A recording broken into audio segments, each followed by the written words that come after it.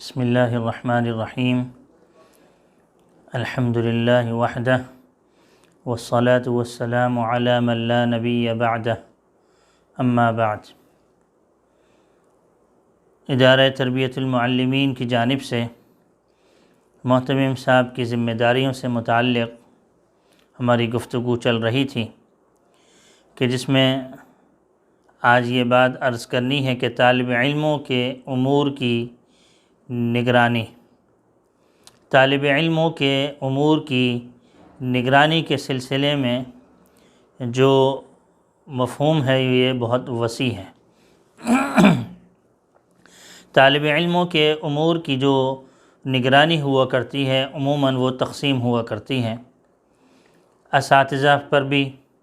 ناظم تعلیمات ان کے اوپر بھی، اور ناظم اعلیٰ پر بھی،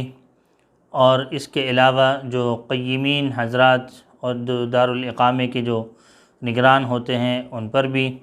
اور تربیتی حوالے سے بھی مختلف قسم کی منصوبہ بندی ہوا کرتی ہے۔ تو تمام امور کی، اور اس کے علاوہ صحت کے حوالے سے بھی کہ بعض جگہ پر باقاعدہ طور سے دارالصحت بھی ہوا کرتا ہے اور ڈاکٹر بھی ہوا کرتا ہے کہ جہاں پر طالب علموں کو اگر کسی قسم کی مشکل ہوا کرتی ہے تو وہ اس دارالصحت سے بھی اپنا رابطہ رکھ سکتے ہیں۔ تو بہت سارے ایسے امور ہیں طالبہ کے امور کی نگرانی کے سلسلے میں، جیسا کہ میں نے عرض کیا ان کی تعلیمی، ان کی تدریسی اور اس کے علاوہ تربیتی، اور اس کے علاوہ ان کی صحت کے حوالے سے بھی، ان کی تربیت کے حوالے سے بھی، اور ان کے ذاتی حالات اور صفات سے متعلق بھی، یہ تمام چیزیں ان سب کی عمومی طور سے نگرانی ہوا کرتی ہیں، اور وہ مختلف شعبہ جات اور مختلف لوگوں کے ماتحت ہوا کرتی ہے۔ بعض دفعہ تو اساتذہ کے تحت ہوتی ہے، بعض دفعہ قیمین کے تحت ہوتی ہے، اور بعض دفعہ جو ہے وہ دارالصحت کے حوالے سے ہوتی ہیں، اور بعض دفعہ مطبخ کے حوالے سے ہوتی ہے کہ جہاں طالب علم کھانا کھاتے ہیں، کھانا وہاں سے لیتے ہیں، یا اس کے علاوہ تکرار وغیرہ کے جو نگران ہوا کرتے ہیں ان کے حوالے سے ہوا کرتی ہیں۔ تو گویا کہ طالب علموں کے جو تمام امور کی انجام دہی جو ہوا کرتی ہے، ہر ایک قسم کے الگ الگ اس کے نگران بھی ہوا کرتے ہیں اور وہ دیکھ بھال بھی کیا کرتے ہیں۔ تو اس قسم کے اگر ہم اس طلبہ کے کاموں کے اور ان کی امور کی نگرانی کے سلسلے میں اگر ہم بات کریں تو وہ بہت مفہوم اس کا وسیع ہے اور اس کا دائرہ کار بھی وسیع ہے۔ تو لہٰذا ان تمام چیزوں کے لیے جو ایک عمومی طور سے جو یعنی گزارشات ہونی چاہیے اس سلسلے میں، وہ تو عمومی طور سے یہی ہے کہ اس سے یعنی اچھے سے اچھا اور بہتر سے بہتر اور بہترین ہونا چاہیے کہ کس انداز سے طالب علموں کے اندر تمام چیزیں اور تمام امور جو ایک طالب علم کے اندر ہونے چاہیے، ان کی تعلیم کے حوالے سے بھی، اور ان کے تربیت کے حوالے سے بھی، اور ان کے کھانے پینے کے حوالے سے بھی، یعنی جتنا ممکن ہو سکے اچھے سے اچھا ہر اعتبار سے ہر اپنے دینی ادارے کو اس میں جو کام ہے وہ بحسن خوبی انجام دینا چاہیے، اور انشاءاللہ العزیز اللہ جل شانہ کی راہ میں یہ سارا کام ہوا کرتا ہے۔ اس میں کسی قسم کا کوئی بخل بھی نہیں کرنا چاہیے، اور کسی بھی قسم کی عملی اور فعلی طور سے بھی جو بھی ان کے لیے کردار کسی بھی انداز سے ہونا چاہیے اس میں بھی کسی قسم کا کوئی بخل نہ ہو۔ طالب علموں کے جو تعلیمی یعنی کردار ہوا کرتا ہے ان کے اندر، اور جو ان کے امور ہوا کرتے ہیں، اسی انداز سے تکرار کی بھی حاضری ہوا کرتی ہے، تکرار کے بھی معاملات ہوا کرتے ہیں کہ جو طالب علم سبق پڑھتے ہیں اور پھر اپنے سبق کے بعد دفعہ ظہر کے بعد، بعض دفعہ مغرب کے بعد، عشاء کے بعد بیٹھ کے وہ آپس میں ایک دوسرے کو یاد کرتے ہیں، ایک دوسرے کو سناتے ہیں، اور بعض دفعہ ایک طالب علم ایک کتاب پڑھاتا ہے، پھر دوسرا طالب علم دوسری، تیسرا طالب علم تیسری، تو ہر ایک طالب علم اپنے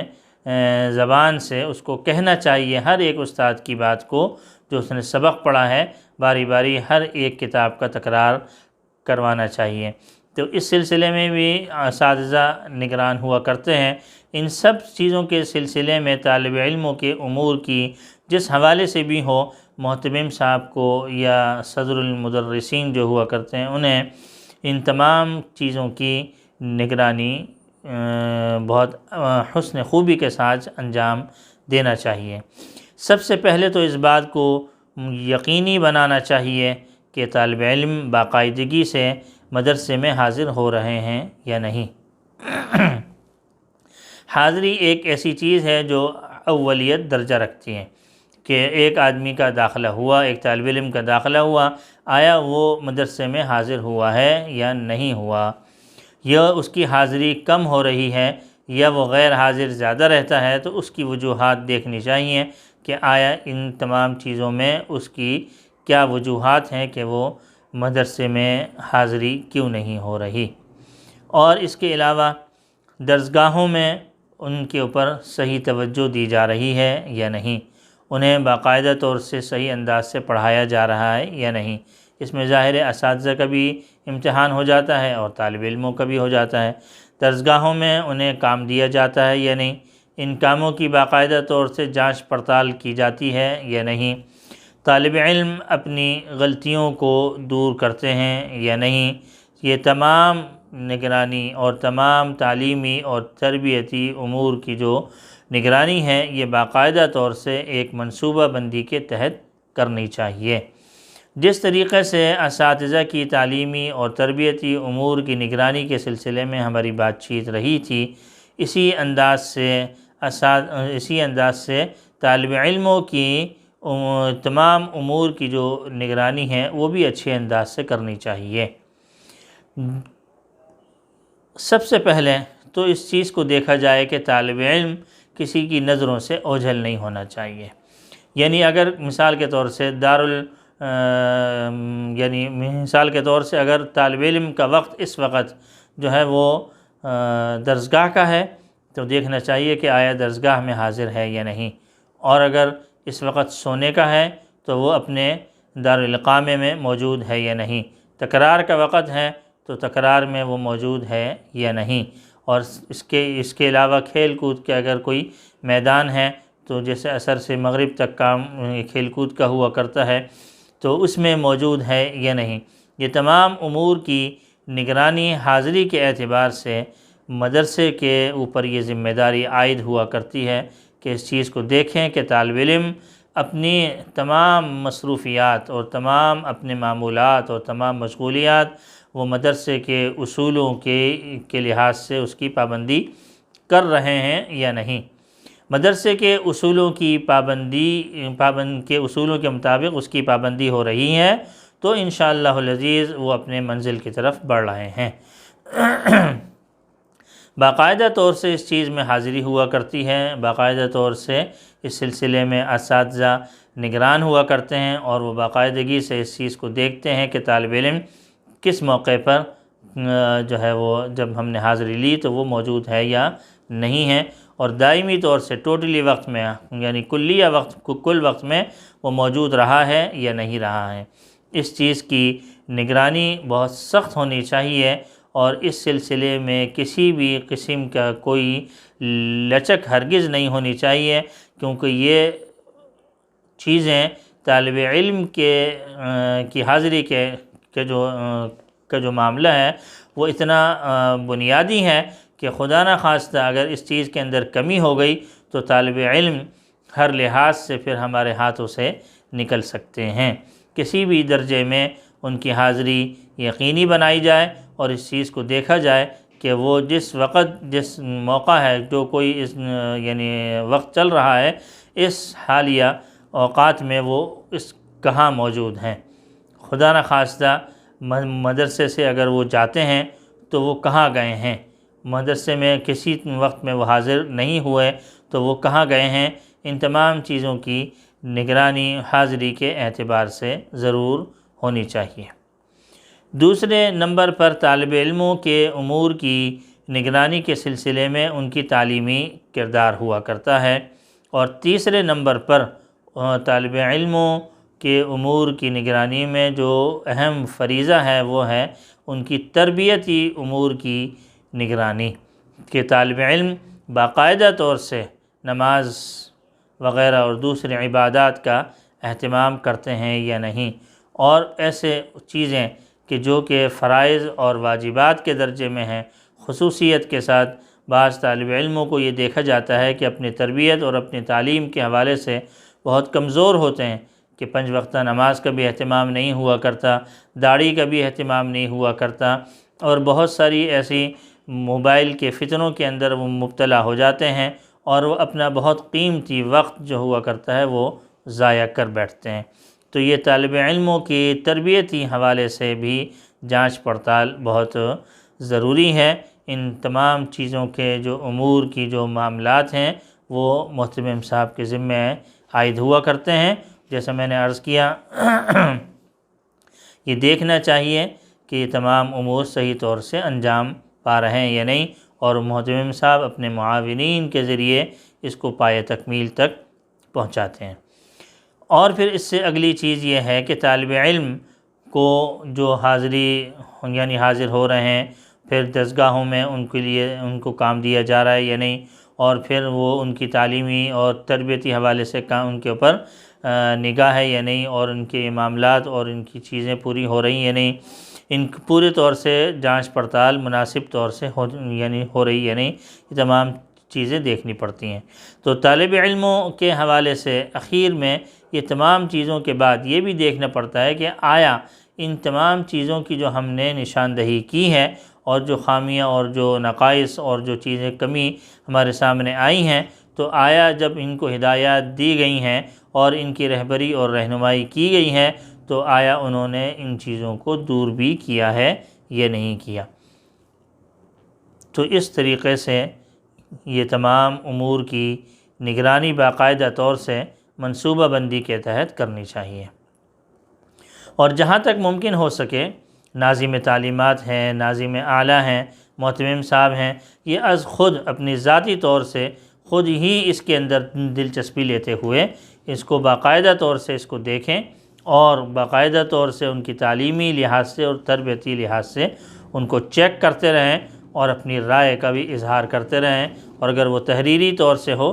تو وہ زیادہ بہتر ہے، تاکہ طالب علموں کے حالات و احوال بھی ہر لحاظ سے ہر ایک چیز کے حوالے سے ان کے درج ہوتے رہیں۔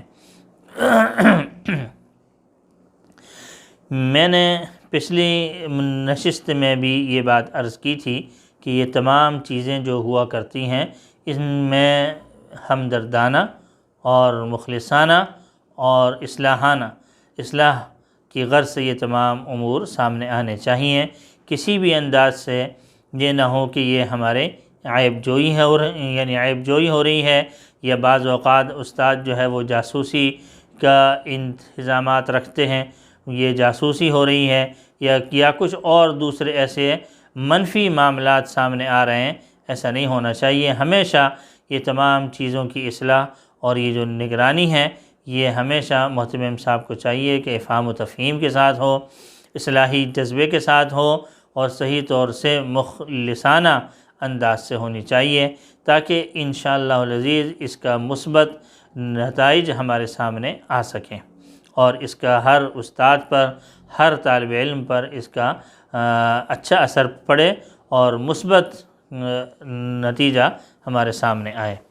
اور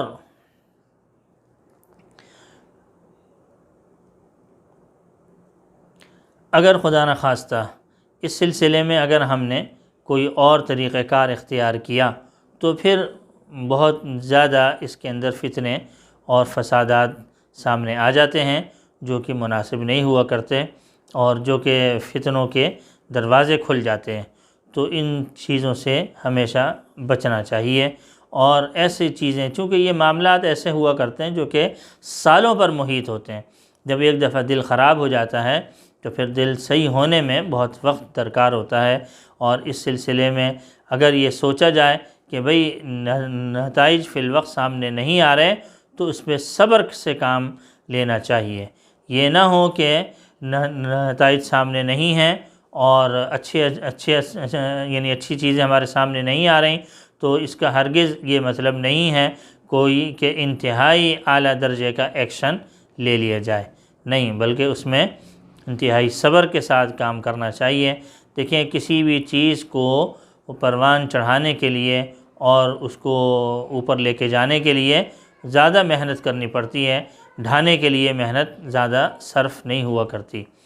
تو ان تمام چیزوں میں انتہائی محتاط انداز سے اور مناسب رویہ اور اصلاحانہ اور اصلاحی جذبے کے تحت یہ کام کرنا چاہیے۔ مناسب تو یہ ہے کہ طالب علموں کی جو امور ہیں ان سب کے نگران الگ الگ کر دیے جائیں، یعنی استاد دارالاقامے کے الگ ہوں اور اس کے علاوہ مطبخ کے الگ ہوں اور درسگاہوں کے الگ ہوں جو نگرانی کرتے ہیں، اور کھیل کود کے اندر اگر کوئی مناسب انتظام ہے تو اس کے بھی جو نگران ہیں وہ الگ ہوں۔ ان تمام چیزوں کے نگران جب الگ الگ ہوں گے تو ہر طالب علم کے بارے میں ہر ایک استاد کی رائے بھی سامنے آتی رہے گی۔ بعض اوقات ایسا ہوا کرتا ہے کہ ایک ہی استاد یا دو استاد ہوتے ہیں جو ہر ایک چیز کی نگرانی کر رہے ہوتے ہیں، اور مزاج نہ ملنے کی وجہ سے اور بہت ساری اور دوسری وجوہات کی بنا پر ایک طالب علم ایک دوسرے استاد کے ساتھ یا استاد طالب علم کے ساتھ ایڈجسٹ نہیں ہو پاتے، کہ جس کی بنا پر ہر ایک کی رائے دوسرے کے بارے میں ہر ایک معاملے میں یکساں ہی رہتی ہے۔ چونکہ معاملہ ایک ہی انداز کا ہو رہا ہوتا ہے، معاملہ جو ہے وہ ایک ہی شخصیت کے ساتھ ہو رہا ہوتا ہے، تو لہٰذا حالات ہر ایک اعتبار سے، ہر ایک معاملے کے اعتبار سے یکساں ہوتے ہیں اور رائے بھی یکساں ہوتی ہے۔ تو اس چیز کے اندر دیکھنا چاہیے کہ اگر مختلف قسم کے اساتذہ رکھے جائیں تو یہ زیادہ بہتر ہے، کیونکہ اصلاح کا طریقہ ہر ایک کا الگ ہوا کرتا ہے، جس کی بنا پر طالب علموں کے لیے ماننا بھی آسان رہتا ہے۔ ایک ہی ذہن کام کرتا رہتا ہے اور ایک ہی کے اوپر جو ہے وہ کام کر رہا ہوتا ہے، تو ظاہر سی بات ہے کہ پھر وہ اس کا قبول کرنا اس کے لیے بعض اوقات مشکل ہو جاتا ہے۔ تو یہ تمام چیزیں اگر ہوں گی تو انشاءاللہ مثبت نتائج ہمارے سامنے آئیں گے۔ اور اسی انداز سے تعلیمی لحاظ سے بھی میں نے یہ بات عرض کی کہ ہر درسگاہ کے حالات کے اعتبار سے، طالب علموں کے اعتبار سے، ان کی عمروں کے لحاظ سے، ان کے نصاب کے لحاظ سے بھی ناظم الگ الگ ہوں تو یہ زیادہ بہتر ہوگا۔ اور اس سلسلے میں اگر نگرانی کرنی ہے تعلیمی لحاظ سے بھی تو اس سلسلے میں بھی ہر ایک کتاب کا جائزہ اور ہر ایک کتاب کا سہمائی، ششمائی، سالانہ امتحانات وغیرہ وہ دوسرے اساتذہ کو بھی دے دیے جائیں، تاکہ استاد کی پڑھائی ہوئی کتاب کا وہ جائزہ دے دیں۔ تعلیمی اور تربیتی دونوں قسم کا جائزہ سامنے آنا چاہیے، دیکھنا چاہیے کہ طالب علموں کے اندر اچھائی پیدا ہو رہی ہے یا پھر یہ ہے کہ برائی سامنے آ رہی ہے۔ ہر لحاظ سے جو بھی جائزہ لیا جاتا رہے اس کو تحریر میں لے کے آئیں، تاکہ آئندہ بھی جو جائزہ ہو اس میں یہ بات سامنے آئے کہ گزشتہ جو ہماری کمی تھی اور جو جائزہ ہمارے سامنے آیا تھا اس حد تک میں کس قدر ہم نے قابو پایا ہے۔ اس سلسلے کو ضرور اہمیت دینی چاہیے اور اس طریقے سے طالب علموں کے اوپر نگرانی کرنی چاہیے۔ اللہ جل شانہ عمل کی توفیق عطا فرمائے۔ وآخر دعوانا ان الحمد للہ رب العالمین۔